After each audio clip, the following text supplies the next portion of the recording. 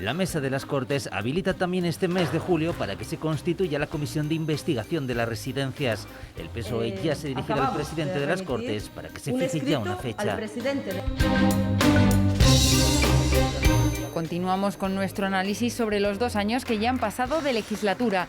Hoy los valoran los portavoces de 2 formaciones, de Podemos Equo y de Vox.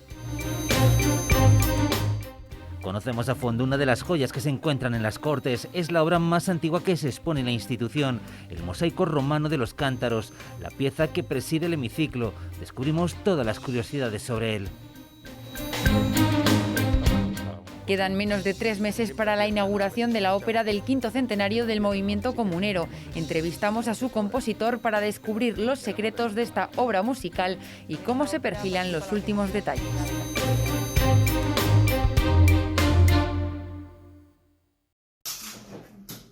La Comisión de Familia deja listo para un pleno en septiembre el debate de la ley del tercer sector. La aportación de más de 3.000 organizaciones que prestan servicio a más de 5.000 personas. Por primera vez en esta comunidad se ofrece de verdad el reconocimiento que se merece las diferentes actividades tan importantes que durante décadas llevan desempeñando las organizaciones del tercer sector. De las 68 enmiendas presentadas se aprobaron 36. Los grupos de la oposición incidieron en no aprobar con la ley del tercer sector la modificación también de la ley del voluntariado. El aspecto del voluntariado tenía suficiente entidad para tener su propia ley y que debería de ser tramitada de forma independiente. No tiene por qué ir conjunta, puesto que las 2 leyes tienen muchísima importancia, por lo menos para el Grupo Parlamentario Socialista. Que se está impidiendo un debate tranquilo y sosegado de la ley del voluntariado, pero es que además se está infravalorando el voluntariado de esta comunidad autónoma, haciendo que esta ley se tramite dentro de otra ley. En torno al 92% de las entidades que hacen voluntariado son, a su vez, entidades que bien directamente o a través de sus organizaciones representativas forman parte activa del tercer sector social. El Partido Socialista pide más órganos de participación. Poniendo la creación de una mesa de diálogo civil del tercer sector. Que nosotros entendemos que es un órgano redundante. Y Podemos cree que puede mejorarse más la perspectiva de género y se fija en las entidades pequeñas. Nosotros consideramos que esta ley olvida a las entidades pequeñas, que además en muchas ocasiones tienen proyectos de sumo interés que acaban quedándose fuera. No vemos en cuanto a las entidades que el propio articulado de la ley haga una discriminación implícita de las más pequeñas. Esta semana, además, la Mesa de las Cortes ha habilitado el mes de julio para constituir la Comisión de Investigación de las Residencias. Queremos trabajar, queremos iniciar esos trabajos para saber qué pasó y que no vuelva a pasar. Y cada traba, cada piedra que ponen en el camino, cada palo que ponen en las ruedas, al final hace preguntarse qué quieren ocultar. En la agenda del presidente de las Cortes, el recibimiento al clúster de hábitat eficiente. Esa era la actualidad de esta semana, pero también en Soria el Consejo de Cuentas celebraba una sesión plenaria en la que presentaba el informe del sector público local del año 2019. Una sesión en la que se mostraba la radiografía de las casi 5.000 entidades locales, cuáles han sido sus ingresos, sus deudas y si han rendido cuentas. El resultado económico, el superávit de los 2.248 ayuntamientos de Castilla y León supera los 69 millones de euros, que es un dato muy importante. O que los últimos ejercicios, 16 al 19, el 99% han tenido remanentes de tesorerías positivos, con cerca de 900 millones de euros. O, por ejemplo, que la deuda viva ha bajado un 31% en el conjunto de los ayuntamientos de Castilla y León en los últimos 3 años, hasta alcanzar en este momento pues en torno a los 549 millones de euros. Es decir, datos positivos que ponen de manifiesto una vez más que la administración más cercana a los ciudadanos, que son los ayuntamientos, hace mucho tiempo que dejaron de ser el problema. Seguimos analizando las opiniones de los partidos sobre estos 2 años que ya han pasado de legislatura. Hablamos con el portavoz de Podemos Equo, Pablo Fernández, para conocer su opinión. ¿Cómo valoran estos 2 años de legislatura? Es evidente que estos 2 años de legislatura están marcados por la pandemia, pero no es menos cierto que las cifras y los datos de Castilla y de León son los peores en toda España en materia poblacional, de los peores en materia de empleo, con lo cual el balance es muy negativo y se podría resumir en despoblación, desigualdad, deterioro de lo público, precariedad y exilio. ¿Qué iniciativas han presentado y han salido adelante? Se han venido a aceptar algunas que entendemos son importantes, por ejemplo, solucionar la carestía enorme de pediatras que sufrimos en Castilla y en León y que hará falta que el Ejecutivo autonómico la cumpla. ¿Se cumplen por parte de la Junta o el Estado? Ese es el gran problema. Todas las propuestas que hemos planteado desde Podemos están dirigidas a la Junta, al Gobierno autonómico. Se han aprobado iniciativas nuestras que versaban sobre ayudas a los colectivos más afectados por la pandemia, tampoco se han puesto en marcha, con lo cual se demuestra que el Gobierno autonómico no atiende y no da cumplimiento a las iniciativas que se aprueban en las Cortes. ¿La moción se presentó en el momento idóneo? Se presentó en un momento de una convulsión política enorme. Yo creo que la coyuntura era de total incertidumbre y que el momento, no voy a juzgar si era el más oportuno o no, pero es indubitable que es necesario un cambio de rumbo, un cambio de gobierno y sobre todo un cambio de políticas. ¿Sería partidario de una nueva moción? Vamos a ver qué pasa. Yo creo que en este momento todas las formaciones políticas debemos estar centrados única y exclusivamente en revertir y en paliar los dramáticos efectos y consecuencias sociales y económicas de la pandemia. Tenemos que estar centrados en eso, tenemos que estar concentrados en fortalecer los servicios públicos, en mejorar el empleo, en facilitar el acceso a la vivienda pública. En eso es en lo que estamos preocupados y dentro de un año ya valoraremos lo que toca. ¿Cómo valora la pérdida de la mayoría absoluta? Pues positiva, es algo muy positivo. El que hayan perdido la mayoría absoluta PP y Ciudadanos hace que sea posible, por ejemplo, la creación de investigación de las residencias de mayores, algo a lo que los partidos que sustentaban el Gobierno se habían negado sistemáticamente, y también va a favorecer que puedan salir adelante iniciativas que presentemos desde la oposición, con lo cual creo que es una muy buena noticia esa pérdida de la mayoría absoluta de PP y Ciudadanos. ¿Qué esperan para estos próximos 2 años? Esperamos que el Gobierno autonómico ponga toda la carne en el asador y que atienda las propuestas que hacemos desde Podemos para paliar los efectos económicos y sociales devenidos de la pandemia. Creo que es en lo que hay que estar centrados y concentrados. ¿Acabará el Gobierno de coalición la legislatura? La intención del Gobierno autonómico va a ser aferrarse al sillón cual percebe a la roca, no tengo ningún tipo de duda de eso, pero yo lo que quiero y lo que espero es que el Gobierno autonómico atienda nuestras propuestas y se centre única y exclusivamente no en mantener sus sillones, sino en llevar adelante medidas e iniciativas que fortalezcan los servicios públicos, que mejoren el acceso a la vivienda pública, que cambien el modelo productivo apostando por un modelo de desarrollo sostenible. Nos hemos acercado hasta el Auditorio Miguel Delibes de Valladolid, donde se ultiman los ensayos de la ópera del 5º centenario del movimiento comunero, uno de los grandes eventos de este año que se estrenará en otoño, y para hablar de ella tenemos con nosotros a su compositor, músico leonés, Igor Escudero. Bienvenido a nuestras Cortes. Bien hallados. A 3 meses para el estreno de esta ópera, ¿en qué punto se encuentran los ensayos? Bueno, estamos en un proceso que es muy complejo porque involucra a más de 100 personas. Entonces estamos en un momento en el que cada uno está a lo suyo, ¿no? Porque es una obra nueva de estreno, y entonces los coros están aquí en una sala aledaña, y están estudiando ya las partes corales, que previamente cada miembro del coro se ha mirado en su casa, claro.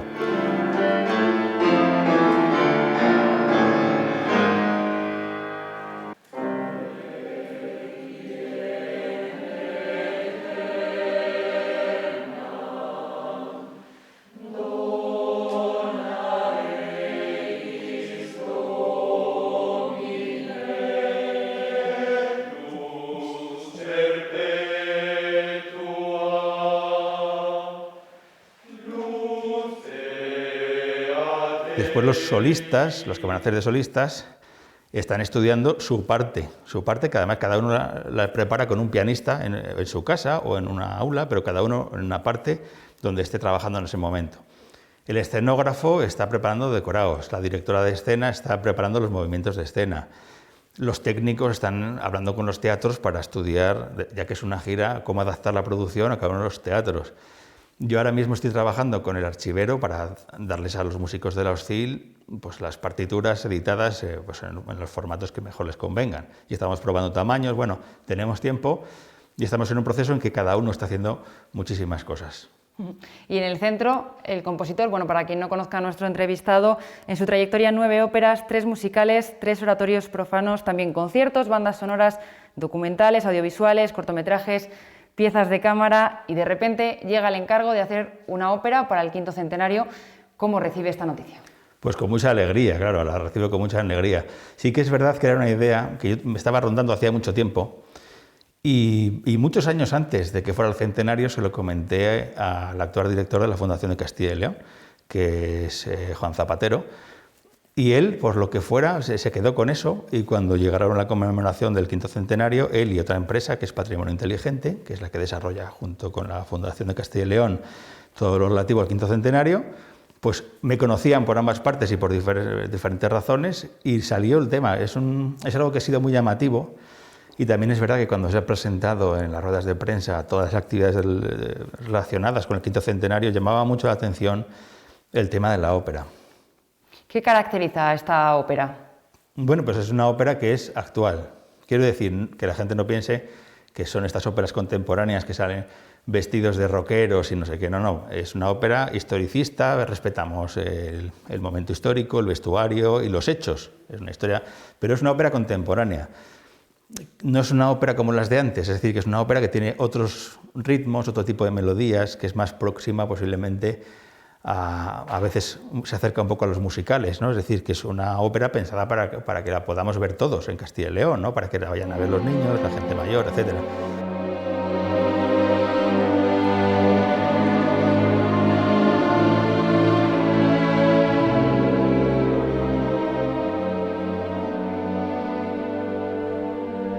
No es una ópera elitista, elevada, digamos, abstracta, etcétera, ¿no? Y es una ópera donde vamos a ver al cardenal Cisneros vestido de cardenal, no vestido como una drag queen y esas cosas que vemos en la televisión, ¿no? El cardenal es un cardenal, los comuneros son los comuneros, la historia respeta los hechos y es divulgativa, no es una mera ficción, sino que tiene un carácter divulgativo y tiene un ritmo distinto, es mucho más ágil, dura solamente 1 hora y cuarto aproximadamente. Entonces es una ópera pues, pensada para todos los públicos y para que sea entretenida. ¿Ha sido un gran reto convertir la historia en música? Sí, lo es, porque la historia es aburrida muchas veces, ¿no? Depende quién te la cuente o quién te la explique. Pero sí, lo que recuerda a mucha gente de la historia es que es una cosa aburrida porque a veces los profesores, yo fui profesor de historia, podemos ser un poco pesados, ¿no? Pero también es verdad que supe buscarle una vuelta, me sirvió a lo mejor de esto también mucho, ¿no? La parte de formación que yo tengo como licenciado en Historia también, el hecho de haber sido docente con chicos de tercero de la ESO a segundo de bachillerato, trabajar con esa gente también te da otra perspectiva, ¿no? Te enseña a contar las cosas, a conectar con la gente. Entonces, lo que quiero decir es que es una obra histórica, que es divulgativa, pero que es también un espectáculo, porque hay bailes, hay batallas, etcétera. Bueno, que es una cosa entretenida.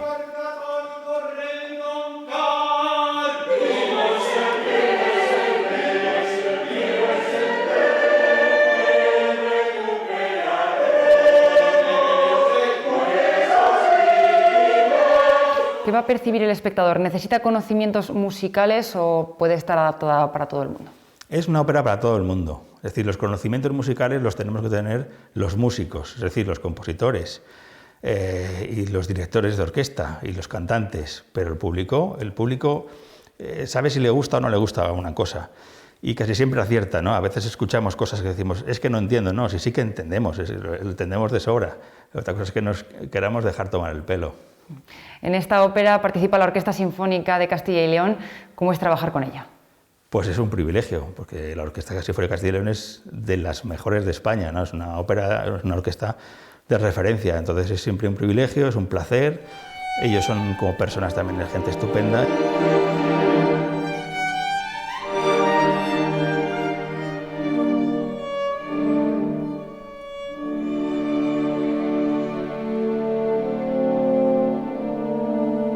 Es un placer inmenso escucharles desde el primer ensayo, porque es que suenan ya bien como en un concierto desde que están leyendo al principio.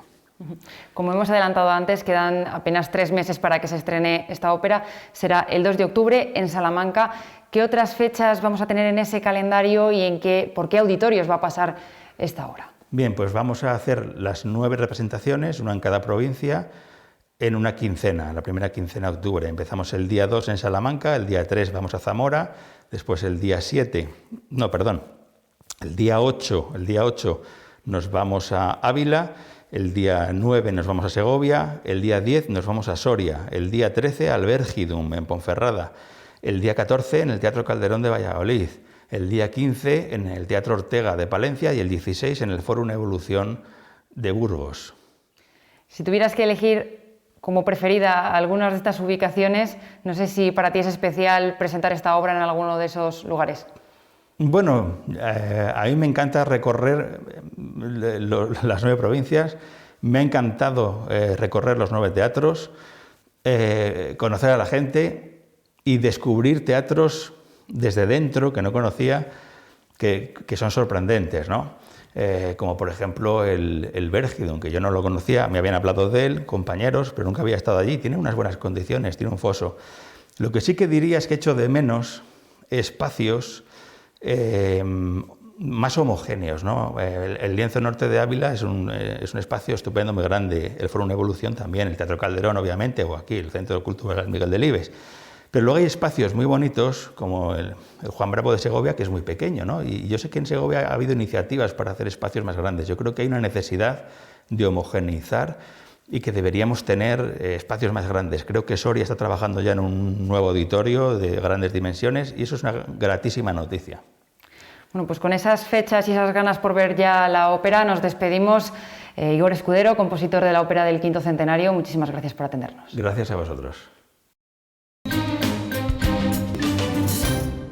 6 meses lleva como portavoz de Vox en las Cortes Fátima Pinacho. Llegó en el Pleno de Presupuestos en sustitución de Jesús García Conde. Con ella también hacemos balance de estos 2 años de legislatura. ¿Cómo valoran estos 2 años de legislatura? Ha sido un trabajo muy intenso, muy arduo. Vox está posicionándose además cada vez con más fuerza. Hemos visto que también debido a la pérdida de la mayoría en el hemiciclo nuestra postura ya empieza a ser decisiva en muchos asuntos y desde luego muy satisfechos del trabajo que estamos desarrollando en Cortes. ¿Qué iniciativas han presentado y han salido adelante? Presentamos una proposición no de ley sobre el tema de los bonos AVE, de reducir las tasas y esta iniciativa desde luego salió adelante con el apoyo del Partido Popular y se abstuvo el PSOE, votó en contra Podemos. Es una iniciativa con la que nos sentimos muy satisfechos y que además ya la Junta está dando los primeros pasos con la bonificación de los abonos AVE. ¿Se cumplen por parte de la Junta o el Estado? Sobre el resto, hicimos una moción también, mi compañero anterior, el procurador Jesús García Conde, sobre la moción del gasto público, disminuir el gasto político, y esta desgraciadamente no salió adelante, pero ya sabemos que fue por el pacto que tenía el Partido Socialista con el Partido Popular sobre el tema del pacto para la reconstrucción. ¿Volverán a pedir la reducción del gasto político? Nosotros siempre nos mantenemos en esa posición. También es verdad que al ser un partido con un solo procurador, nuestras iniciativas están muy limitadas. Es un objetivo que Vox tiene presente, porque desde luego con la situación económica que hemos vivido después de la pandemia, sí que es verdad que es algo que creemos necesario. Este Parlamento nos cuesta muchos millones a todos los castellanos y leoneses y es necesario que se implementen ayudas directas a los sectores más desfavorecidos y desde luego rebajar el gasto político superfluo. ¿Hasta qué punto son decisivos sin mayoría absoluta? Es decisivo sobre todo para que salgan o no adelante propuestas tanto por parte de las mayorías que representa el partido de la oposición, el Partido Socialista, como lo que representa el Partido Popular, la coalición de gobierno del Partido Popular y de Ciudadanos. Y vemos ya cómo esto está dando sus frutos. ¿Esperan que el Gobierno negocie un apoyo estable o apoyos puntuales? Hasta el momento no tenemos ninguna proposición en firme de negociar con nosotros un pacto a largo plazo, de un pacto de mayorías. Desde luego, la posición del partido en coalición hasta ahora ha sido quizá buscar apoyos puntuales, pero vamos, desde el momento, desde nuestro partido, tampoco queremos y no tenemos intención de negociar nada. ¿Qué esperan de los 2 años que quedan? Creemos que el papel de Vox cada vez va a ser más importante en el Parlamento de las Cortes de Castilla y León.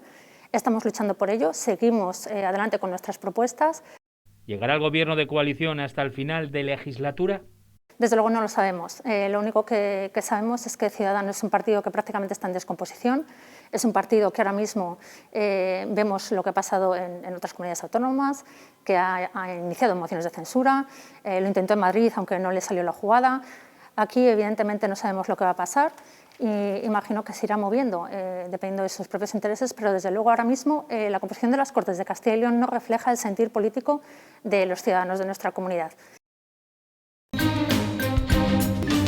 En este programa nos despedimos con una de las joyas que se expone en la institución. También es la más antigua. Se trata del mosaico romano de los Cántaros. Hablamos con una arqueóloga para conocer los detalles de esta pieza que preside el corazón del Parlamento. Con él nos despedimos hasta la semana que viene.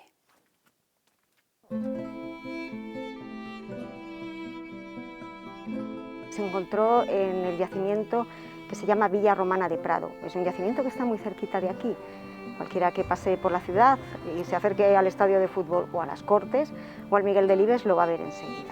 Es un yacimiento de época romana, pero dentro de la época romana, concretamente el mosaico se extrajo de una casa, de un palacio, de una villa del siglo IV y V después de Cristo. Se descubre a mediados del siglo XX. En el marco de unas excursiones, unas prospecciones, entenderíamos hoy en día, Federico Battenberg y Rivera Manesco, subidos en el Cerro de las Contiendas, vieron, en la zona en la que se conoció posteriormente la villa, vieron unos manchones cenicientos. Eso atrajo enseguida su atención. Bajaron y en esos manchones cenicientos, en esa tierra, lo que vieron fue fragmentos de cerámica. Claro, este es uno de los mosaicos que apareció, pero en esa crujía norte había 3 estancias más y cada una de ellas tiene mosaicos. Este se le conoce como el mosaico de los Cántaros, pero es que también tenemos el mosaico del Crismón, el mosaico de la cabecera semicircular y buena parte de esos mosaicos se pueden contemplar hoy en día en el Museo de Valladolid.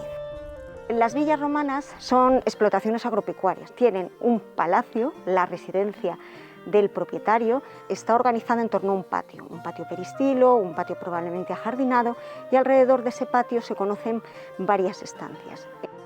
En el caso de la villa de Prado, la casa no se conoce completamente. En realidad la casa está excavada solo en una parte, todavía quedan los restos de buena parte por descubrir en el terreno que ahora se pisa. Este mosaico apareció en una de esas habitaciones de esa parte norte de la casa, donde se sitúan esas estancias adecuadas para la autorrepresentación de estas élites. Es una habitación pequeñita en la que apareció, pero sin embargo tiene que ser una habitación de un significado especial, porque en el mosaico aparecen las cráteras. Esas cráteras, como se puede ver en el mosaico, están en el recuadro central, aparece una en cada una de las esquinas, es decir, hay 4 en cada una de las esquinas y convergen en el centro en un motivo floral. ¿Qué son las cráteras? Pues las cráteras son esos jarrones que aquí están acompañados de elementos vegetales y que son jarrones que están asociados a esta idea de autorrepresentación de las élites, a esta manera en la que a las élites les gusta aparecer. La razón de ser de que el mosaico esté aquí sin duda está relacionada a que todo el área alrededor, el espacio construido alrededor de donde están las Cortes se llama el barrio de Villa de Prado, que recibe el nombre precisamente de esta villa. Por lo cual la idoneidad de traer un elemento tan antiguo de nuestro patrimonio cultural a las Cortes sin duda fue una buena decisión.